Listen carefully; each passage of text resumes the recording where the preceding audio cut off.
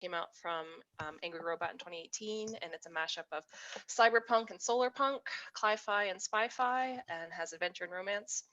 And it features a very long sequence in a vertical farm. And so I'm really excited to be talking about food and where it comes from and all the cultural and scientific stuff that goes into it. All right. And then Fred. Hi, I'm Fred Portray. I'm with Cloven Fruit Games. I do a lot of role-playing writing as well. And I have one that's a post-apocalyptic one that talks a lot about interesting alternative foods. And it comes up with some game design stuff as well. And I'm Shannon Lawrence. I write mostly horror, actually. And let's see, share this. This is I've got another collection of short stories coming out that's holiday based, all horror, on November 20th. So that's the cover. Oh, that's cool. I haven't made it public yet. So this is the first it's public because I sent it out in my newsletter first, to be fair. All right. Okay, you have to show me how to do the pop-up thing and how to do that on Zoom. It's how a to share share your screen. Yeah, Yeah. Do you have something you want to share if you just put your not on this computer. Oh, okay. Okay.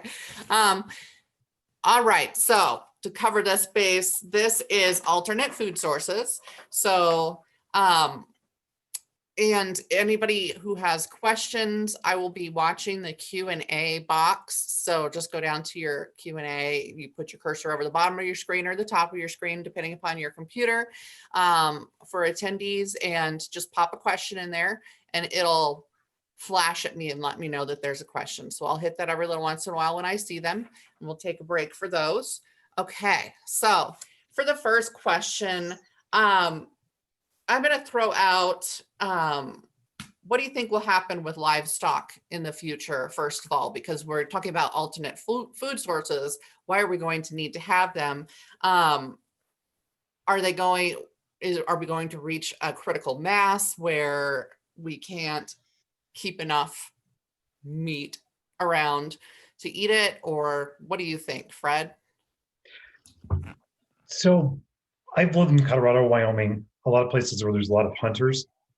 There's lots of natural alternative food sources. And so it kind of depends on where you live.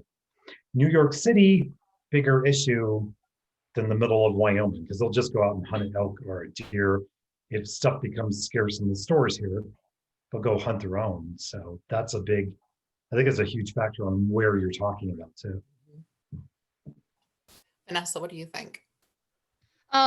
Well, my family's worked really hard to get off the grid. I live on a farm and we've got 36 acres. So there's a lot of, there's a whole other panel that I could run on disaster mitigation that has to do with how we could eat, that has nothing to do with a meat protein source.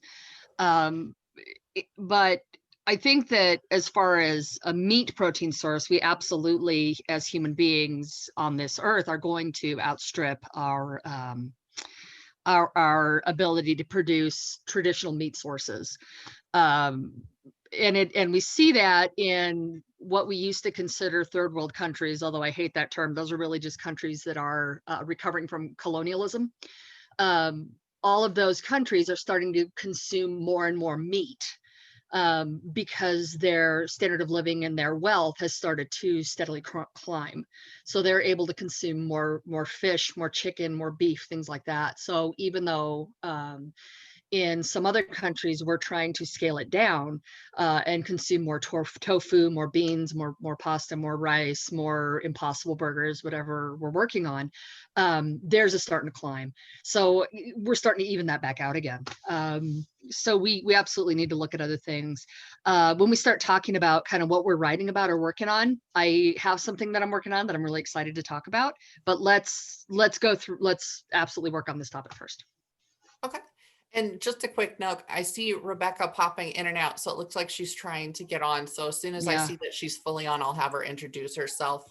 Lauren, what about you? What do you think about the future of livestock and meat sources? I think there's definitely going to be like a rural, local kind of aspect to things where it's a part of the landscape, you know, like if you look at Texas and even New Mexico and the ranch land and the that whole way of life is definitely a factor in a lot of places. And so I don't see it going away. I do see it becoming more sustainable in the long run. I mean, they're talking about supplements to give cows so they don't fart as much methane and things like that. So I do think that with enough time and attention that it can be done in a way where it is a supplement, but not intended to, you know, feed everyone kind of thing. And we can kind of strike a balance with alternative food sources, with whatever grains or in other parts of the, like, you know, the human diet. So it doesn't have to be the end all and be all, and put the stresses that we're seeing nationally and then also globally as well. How we get to that point and how it's done in a way that the access is there for everyone, I don't know.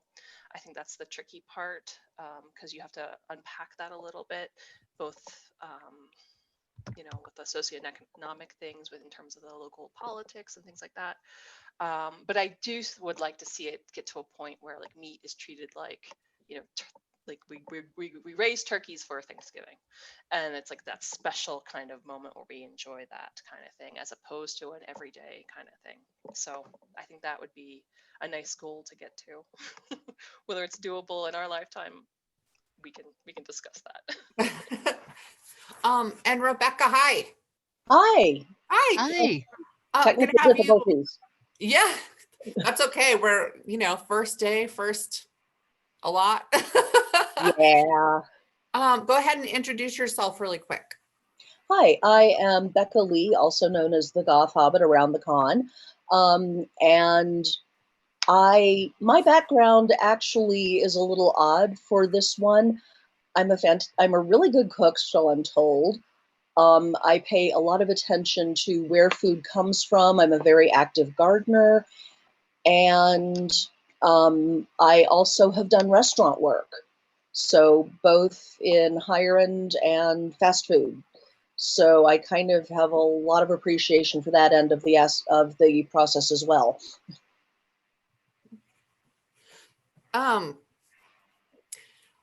What happens if there's global change in the future? What happens with food growth, vegetables, that sort of thing? Why don't we start with Lauren?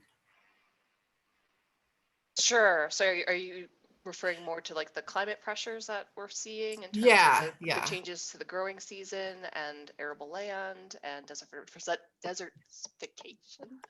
Sorry, that word was tripping me up. So yeah, I think that's it's been so much fun, I think, about the pandemic in a weird kind of way, is like this return to, we've seen the pandemic baking, we've seen this explosion of gardening, and that kind of home focus and what you can kind of do in your own home with your own resources. And so that I'm hopeful we see some of that initiative being applied to the pressures that climate change is definitely enacting on certainly the West and the Southwest currently. And, you know, they're talking about the Rio Grande drying up and, you know, things like that because of Colorado. But, you know, but, you know, I think I was reading in preparation for this about they've come up with this micro nano clay that they spray in the desert, and then it grows, makes farmland. And so I feel like science will figure out a way to kind of address some of these things. Whether or not it'll be evenly distributed, of course, whether or not it'll be economically feasible, I don't know. And I'm not sure what we're going to see in terms of migration and socioeconomic kind of pressures as a result of that. But I do feel kind of optimistic that the pandemic has kind of thrown in to relief, you know, what you can do going out to get food, what you can do in your home to get food, and ways to kind of prioritize those kinds of things, and what those values will then kind of trickle down into the supply chain, hopefully after this period. Rebecca, go ahead and go with you next. Okay. Well, as always, I kind of have an interesting perspective on all of this. I come from farm family, and so I pay a great deal of attention to issues that are pressing on farmers these days. And I think one of the biggest things that we're going to have to do to secure food safety in both the near and long-term future is we're going to have to get away from big agriculture's focus on monoculture. There is a corn blight, a rust that is burning its way through the South, and it's heading for the Midwest even as we speak. And its favorite strain of corn is also the one that is most commonly planted. And it is a genetic hybrid. I think it was developed by Monsanto. And they really, really pushed it, which is why so many people grow it. But it is apparently uniquely susceptible to this type of rust. So this one disease has the potential to wipe out a significant chunk of the agricultural base in this country. There's also the diseases affecting bananas. Years ago, the most common was the Gros Michel. Well, they don't grow anymore in economically viable populations because every single banana plant is a cloned creature. And they're all taken from root cuttings and propagated that way. And so again, a banana virus pretty much wiped out that entire strain. And before that, there was another variety that had the same thing. And now this one is adapting to the current variety of banana, which is the Cavendish. So again, this doesn't just affect people in the United States.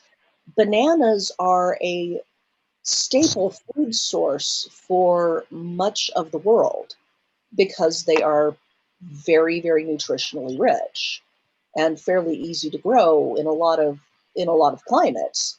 It's just with monoculture, they're also a very, very vulnerable food species.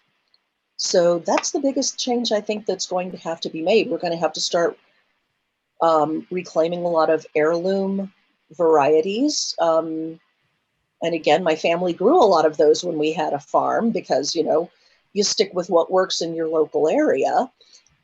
And there's just going to have to be a lot more focus on small patch farming, putting in garden plots wherever they'll fit.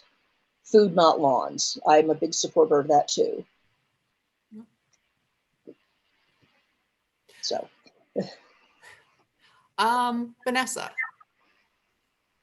I keep muting and unmuting myself because my mic is really sensitive. I'm sorry. That's good. I think we at least in the United States and again other places, it would be great to see. We need to kind of get back to the concept of the victory garden, I think. Yes. As a way of feeding ourselves in households. And I know that that's a really difficult concept, especially in really dense urban areas, because people are living literally right on top of each other. But if we can get back into that and into community gardens, that's going to help us feed ourselves a lot. Or it will help us at least season our foods, and then help us live better on things that we've managed to preserve and keep. Another thing is a lot of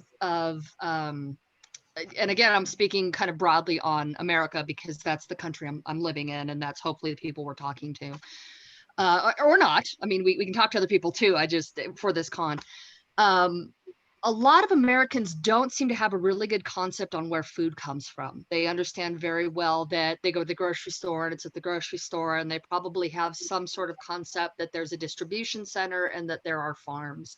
But there seems to be a lot of loss of understanding exactly how the farm even works. And if you ask someone, they put the seeds in the ground and you water them and you harvest them at some point and you take them to maybe a distribution center, and then that goes to the grocery store, and then I buy them, and that's it, right? That's the food chain. And it's so much more complicated than that. And I think if people really had to understand, then there would be a lot less food waste. And I think food waste is the single worst thing for food and for the future of food. Because one of the biggest problems that happens is when you take the food and the food scraps and all the little things that we're not eating, and we go put it in the dump. What happens is all of these little bioorganisms and all of these little things have a chance to reproduce and figure out how to be stronger and figure out how to cause more problems. And then they get into the air. And that's how we get more of these blights and more of these problems, because as our food evolved, the things that live on it also evolve. And so that's why most people will look at a farmer who is burning huge amounts of crops and they go, my God, they're wasting so much food. Yes, but if you don't burn a crop that you cannot harvest, what you do is you actually open it to a huge amount of blights and problems that will then grow on these soybeans or this corn or this potatoes or this whatever. And they actually learn how to get stronger. So it's a little bit like taking antibiotics, but not taking a full course. So you've knocked it back till you feel better, but you haven't killed the disease.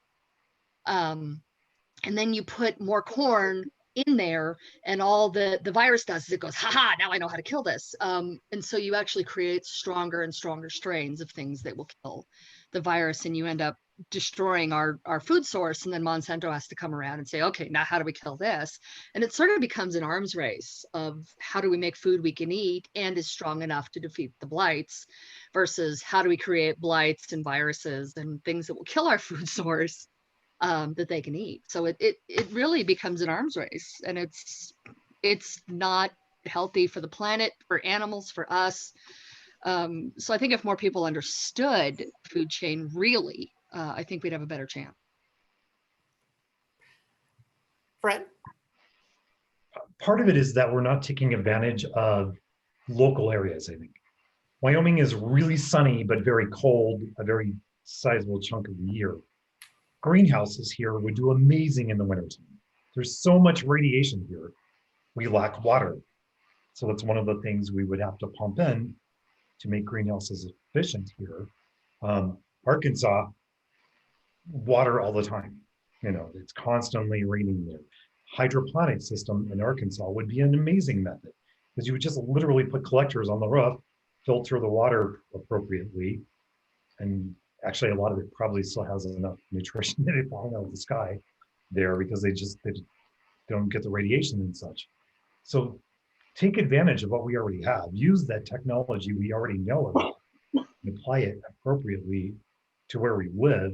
We could have a local place growing bananas and tomatoes and things like that if we use this technology appropriately, and we don't. We just don't.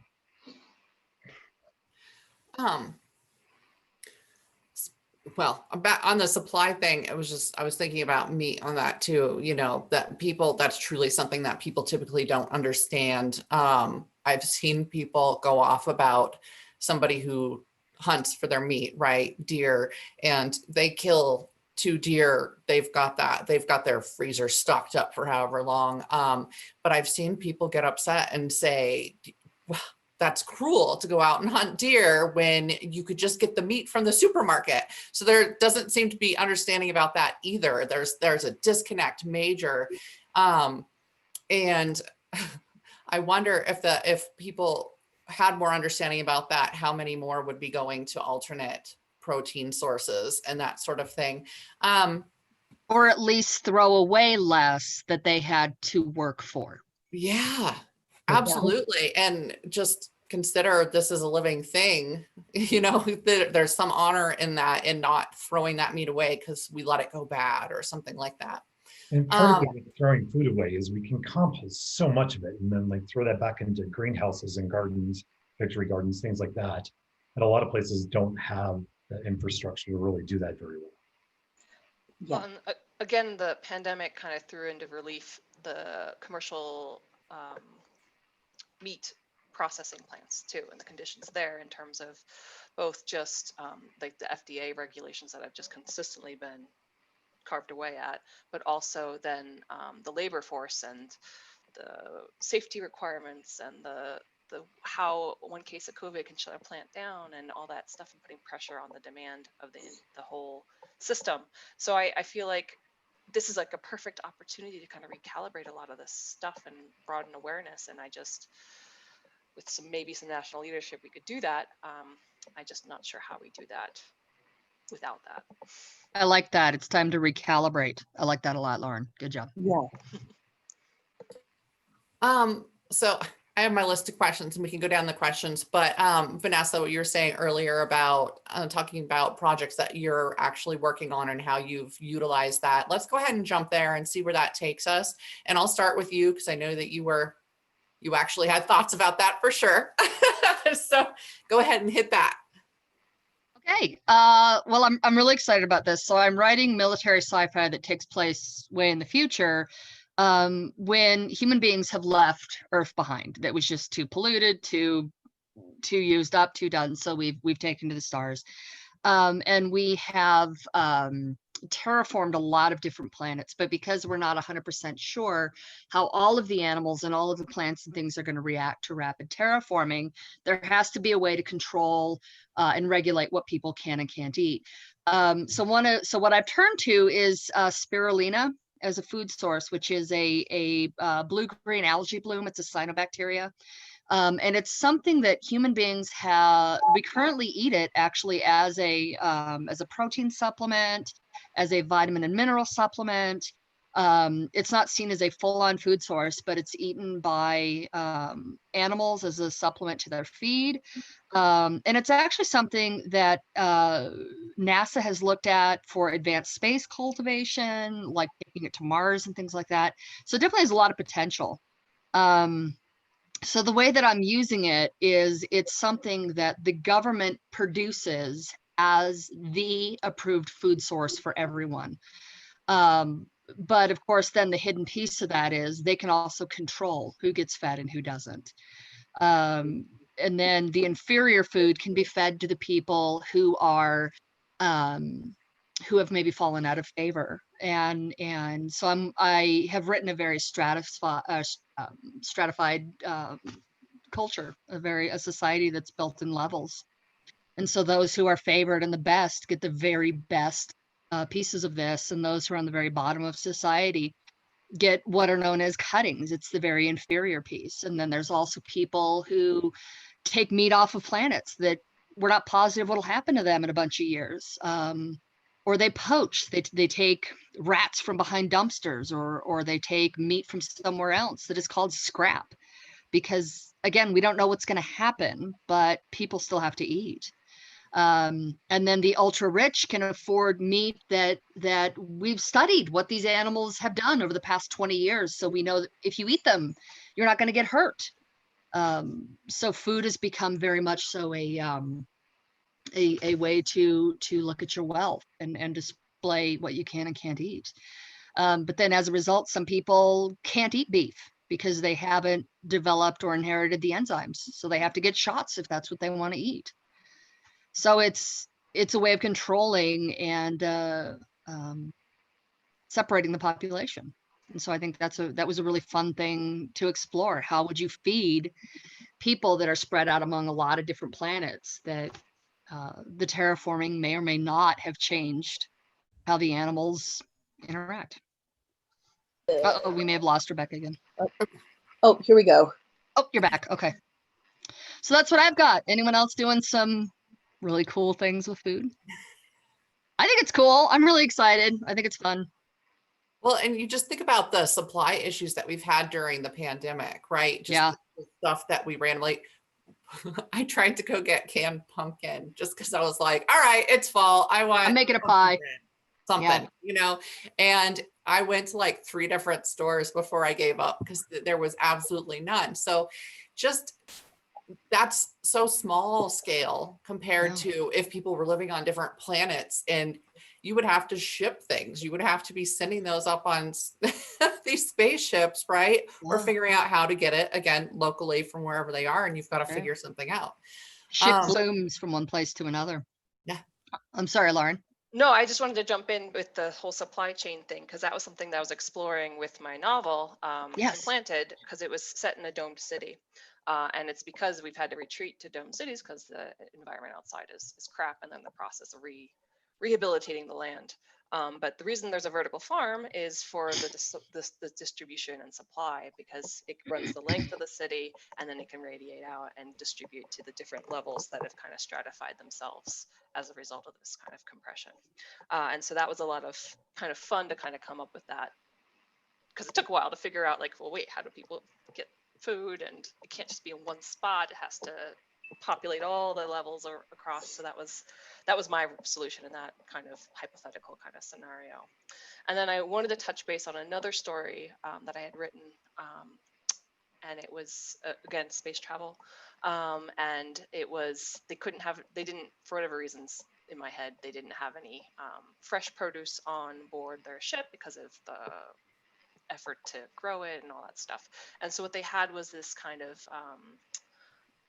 pre-prepared like granola kind of thing, and then they had an implant that would kind of pipe in the sensory mouthfeel and tastes and experience of eating that granola, so that it was mimicking, a curry or beef stroganoff or whatever they wanted to kind of have that day, as a way of making that experience palatable to the human kind of morale. Because I feel like that's another issue, is we can make anything that we can eat, but will we want to eat it every day is the question. See, and I think it would be kind of cool if you could somehow splice plant genes into people, and then all they have to do is hang out outside and they can photosynthesize their food. Yeah. They'd Vitamin look D. kind of green though, and then you'd Yeah, have like we'd all end up planters looking versus like feeders. Vulcans.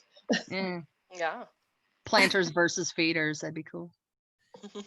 That'd also lead to a lot of character exploration. Say there's people who cannot, well, I'm one of them, actually form vitamin D from the sun. So I've supplemented, right? So then you had people who were part plant, or you're trying to put that in there, and what would happen if they couldn't metabolize that and form that like they're supposed to. Did anybody else want to say something about projects they're working on, or passion, interests about it? The post-apocalyptic game I wrote, Afterworlds, it has a whole section in the back dealing with how to get food, where to buy local food, and of course part of it's like weird mutations in the area that you can eat versus, but part of it's like the little short stories that are also in there talk about these people in Nebraska growing all this corn because they always have, and they know how to do this, and trying to trade with larger and larger areas to be able to get stuff they can't get. And one of them deals with a city that has a whole lot of, it's made out of Mall of America. And and they Awesome. put greenhouses in there and they try to grow stuff that way. And they try to put soil across the parking lot and grow plants there. So again, on that kind of local micro level victory garden sort of thing going on. And community gardens, which somebody brought up before too. I mean, if it's post-apocalyptic and we're not driving around, there's a lot of parking lot space that could be used and modified and switched to something else. And these big gathering centers like malls, right? And grocery stores, if we weren't using that. There's so much space we could use for good stuff, kind of like it used to be before it all got so modernized, right? And we're golf courses, man. Oh yeah, Golf courses. Rebecca. I can speak from experience that putting anything in on top of asphalt is a project and a half. And you're going to have to get really, really, really creative with raised beds there. Otherwise, you're going to have to go get mining equipment. Been there, done that. Wow. Did you have anything, Rebecca, about that? And no pressure if you haven't been writing about it, but anything you want to bring up from what you're writing? Well, not so much writing, but this is a real world project that I'm really interested in. Um, vat cloning meat. Hmm. Basically, raise it in the lab. It's just a slab of muscle tissue. You're not killing anything for it. And it looks like they may be able to tackle fish before red meat, which makes me incredibly happy. One, I am a huge sushi addict, but two, I inherited I got lucky in the genetic lottery. I don't actually extract a lot of necessary amino acids easily from plant sources. If I go vegetarian, I get sick and I will end up in the hospital, which makes defending some of my dietary choices a little difficult to certain members of the population. But the way I see it, if I can get something that's just as good that, came out of a test tube, as long as it's got the right amino acid balance, I don't care. It'll keep me healthy. So I'm really looking forward to seeing all of the new developments on that. I am too, because I'm somebody who cannot completely get rid of meat. And so I try and put as much, I use vegan alternatives when I can, but I just can't fully do it and be healthy. So I am living for the day where I can get lab meat and not feel guilty and not be responsible for half of the world's ills. Definitely. Let's talk about that more. And lab meat, Monsanto have, these hybrid plants, our Franken plants, whatever. How much of that do you guys see in the future? And I'll call on someone specific. I'll start with Fred. How much of that do you see in the future where we're forming these alternate sources? We're splicing, we're doing all this and making the Franken whatever plants, meat, basically lab sources, which ultimately could be government sources in the future.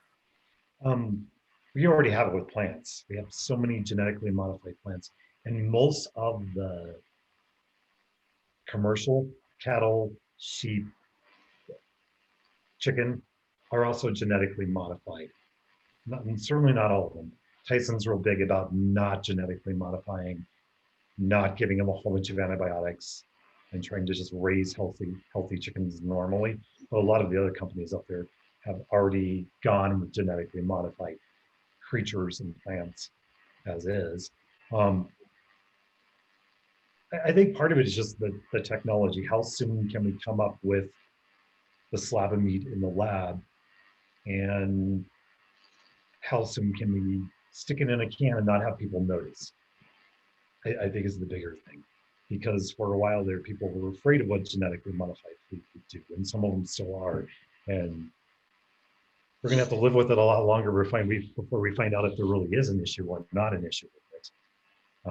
The odds are there probably isn't, but there's always that weird chance of something, So it's just how soon can they actually grow it, stick it in a can, have somebody pick it up, not read the label, eat it, decide they like it, and it will slowly spread through society that way, I think. And eventually no one will even notice. Lauren, we'll go to you next. Sure, I think it'll come down to marketing and price point, and then maintaining a sufficient supply, because right now it's being built, it's being grown in these labs, and it's very resource intensive, and we can do it, and that's great. But until we have a way to formalize that and expand capabilities, I feel like it's going to be a gimmick for a very long time, and it shouldn't be a gimmick. It should become a kind of a cornerstone of our food pyramid, if you want to call it that. And so I'm worried about access. I'm worried about all of those things. I think what's great about like the Impossible Burger and things like that is because a burger has other things that kind of distract from the other textures. So I think anything that requires that kind of hamburger meat kind of texture, lab meat is going to be great for the plant-based alternatives. Is going to be great because of that texture, and it's not going to feel like you're compromising anything. Whereas if it's going to be like a steak or brisket or something like that, I feel like there are going to be issues. But I think if we get a good enough marketing campaign behind it, anybody will, enjoy eating lab meat. I think that'll go away. But there has to be the will behind it. So, Rebecca. Well, just to address something that Fred brought up earlier about genetically modified organisms, that drives me absolutely nuts because as a, descendant of farmers, I can tell you that we've had genetically modified organisms for centuries. They're called things like domestic chickens, the Rhode Island Red and the White Leghorn. They bear very little resemblance to the original jungle fowl. And they got there by a long process of genetic modification. It's called crossbreeding. The only thing that the lab is doing is speeding up the process. There are also introducing genetic pieces that weren't originally there at all. That's the weird part about it. Well, it is, in a lot of ways, is that any different though than aggressively breeding a particular sport? The sport is there as the result of a mutation that wasn't there before. You're just being more selective and speeding up the process. And in where we've already surpassed 7 billion people and are heading for 8, I kind of think that anything we can do to speed up that process and make it more selective and more precise, I'm willing to live with I'm willing to live with a little bit of, bioethics debates for that. And, again, the lab meat is a wonderful thing. It's not going to be immediate. I think that genetic modifications of all sorts are going to have to play a bigger part in the food supply. Things like the golden rice, which has carrot genes in it so that it specifically develops more beta carotene as it's growing and has the potential to prevent all sorts of childhood illnesses in developing countries. But people are going absolutely berserk about it because it's not natural. Well, okay, neither is most of the rice, again, that's already grown. It's just that was arrived at, those strains were arrived at by a process of trial and error. See what grows better. So, yeah, the whole GMO thing is a little bit of a bugaboo of mine. But I think it's going to be necessary to embrace more of that if we're going to be able to feed everybody. Otherwise, okay, we're either going to accept an even more stratified society than we have now, where millions of people are starving, or we're going to say this is not right and embrace whatever is necessary to give everybody a better shot. And Vanessa, over to you.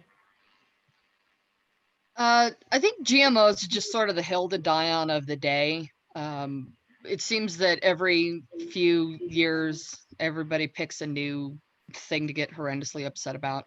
We've had GMOs for a really long time, and it seems to be only recently that the conspiracy theorists have decided that that's the new absolutely terrifying thing.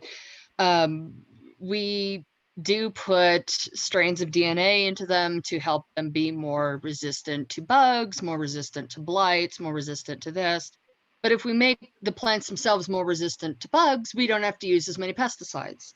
So that in and of itself is a great thing. And it doesn't necessarily mean that we're sticking Roundup into your corn so that you're eating Roundup cornflakes every morning. That means that we're taking genes from a plant that happens to be more resistant to these things that chew on corn, and we're shoving it into the corn.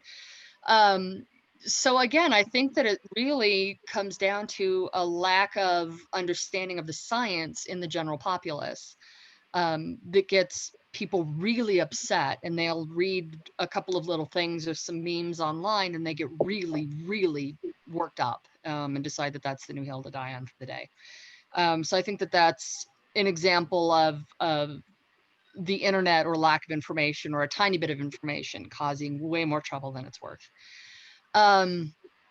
So I'm kind of a big fan of GMOs actually, because they make our lives a lot better. There's a couple of instances where it's not helping us, but those actually are fewer and further between. Almost everything that we eat right now is either a GMO or a crossbreed that has been selectively bred to give us a better quality of life.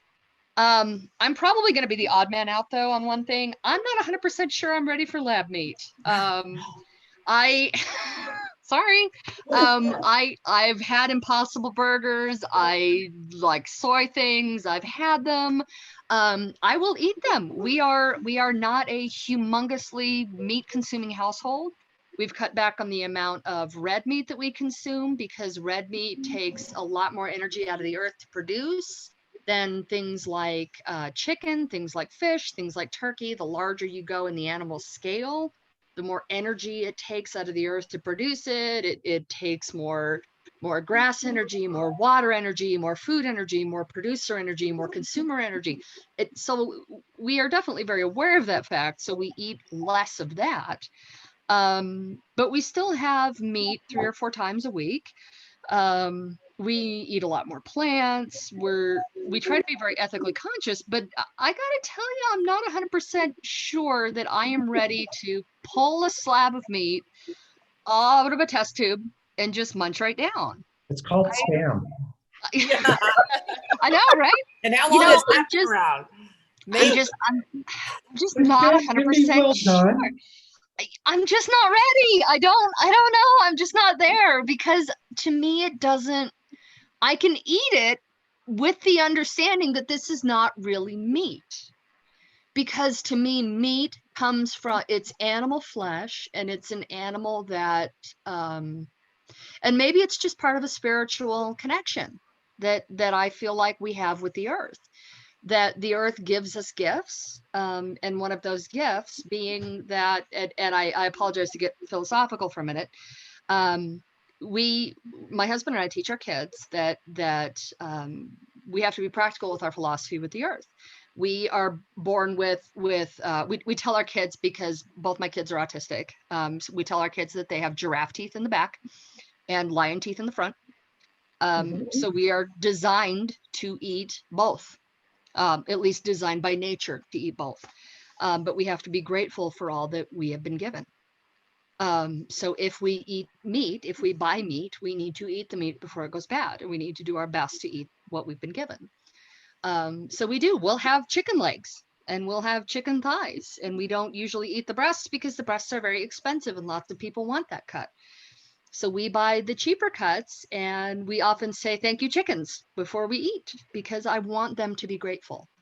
And we say we're sorry when we throw out meat because it went bad before I had a chance to cook it. And I know that sounds stupid, but we're trying to practice being grateful. And I just don't know that a slab of meat being pulled off a test tube that I then slice up and stir fry for them would elicit the same amount of connection. That's all that I mean. Now we can say this is our protein source for the evening, and that's fine.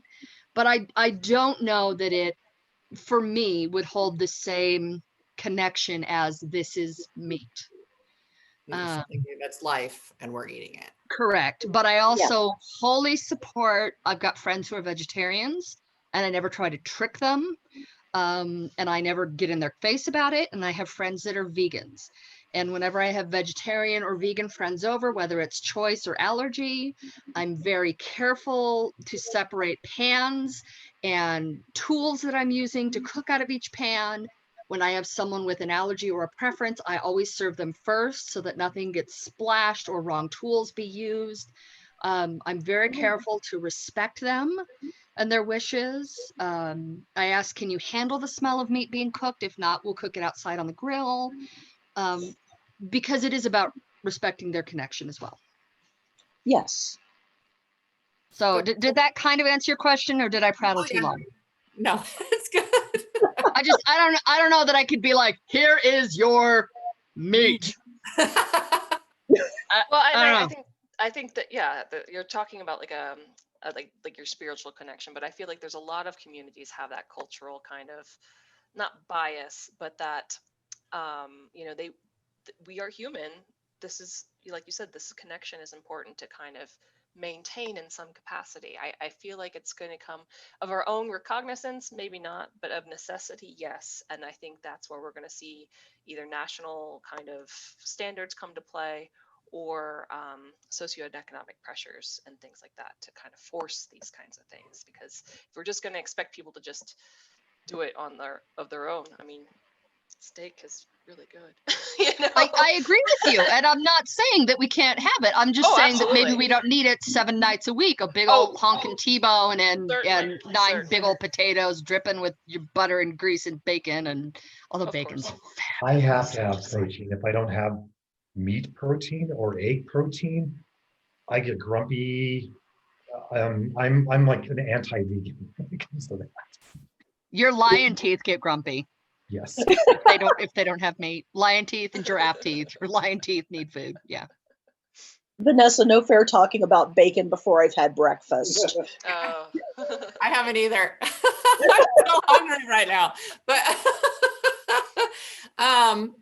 well, we have 1 minute left. So I guess I'm gonna ask for final thoughts. Who haven't I started with yet? Rebecca, have I started one with you yet? I don't think so. Okay, so just any final thoughts. We didn't get to bugs. We could probably talk about this for a long, long time, but but any final thoughts? More victory gardens, more food not lawns, and yes, please test tube salmon quickly as long as it tastes like the real thing. I don't care, and I'm not contributing to fisheries collapse all by myself. Less mercury. Yeah, see, we could have talked. I wanted to talk about that too, and just the fish and how it's tainted. But yeah. Fred, any final thoughts? Use what you have locally. If you can put up a greenhouse that'll work in the winter because you live in a sunny place but it's cold, use it. If you live in a place that has all the rain in the world, like Arkansas, use more hydroponics. You have a lot of local resources, use them. Quit reaching out to other places. Lauren. I just wanted to mention that they figured out how to make milk out of a lab as well, using the bioreactors and things. And I think that's going to be really interesting. China's kind of expanded their intake of milk. It's a status thing, even though that they still don't have they still have a tendency towards lactose intolerance. But also just from, as a breastfeeding mother, the debate over milk versus water versus, all that stuff that you get inundated with as a mom. I mean, the fact that that's going to be available for people who can't, provide access to dairy and things like that. I hope that helps, the supply chain there as well. And Vanessa. The way that we eat is always going to evolve based on status, finances, what's available to us locally. Try to shop locally. Try to keep your food dollars where they belong. Try to victory garden. Try to eat locally. Try not to be scared of GMOs. They're not nearly as horrendous as you think, I promise. Try to eat smaller animals if you can, because there's less of a strain on the environment to grow them. Chickens and turkeys and all those other things are a little bit better for the environment if you can. And if there is anything that artists have produced that you are interested in, go pick it up and review, because that's how authors and artists get their bread and butter. That's how they sell more. That's how they do better. Awesome. Well, thanks. This was very interesting conversations. You guys came to it with a lot of knowledge. So thanks so much for hanging out today and talking about alternate food sources. And thanks to our attendees. Yeah. Hear, hear. It is weird not so looking much. at the attendees. It's just, It is. I'm like, Yeah. where are they? Weird. I want to see their faces. Yeah. And Like, see, are they interested in what we're talking about, or do we need to steer it somewhere else? Is there anybody here? Yeah, we have attendees. Do we? Yeah. That's great. Oh, wonderful. So I know it was like I guess we would have been happy to just talk to ourselves if it came to Well, that. no, And I was it's good to have prepared for that. people. It's just, Yeah. it's weird when you can't see them. Oh, all right. Well, thanks guys. And I guess I'll see you at the rest of the con. It's weird not all being up in Denver right now. So I know. Yeah. Distance hugs. Distance Yeah. hugs for all my friends. Hopefully we'll be able Oh, to that wait, have that looked in bad. person next What am year, I doing? so- I'm Wakanda-ing forever. Okay, never mind. Distance hugs. okay. It's Bye. cool meeting you all. Take care. Bye guys. Nice to meet you. Take care.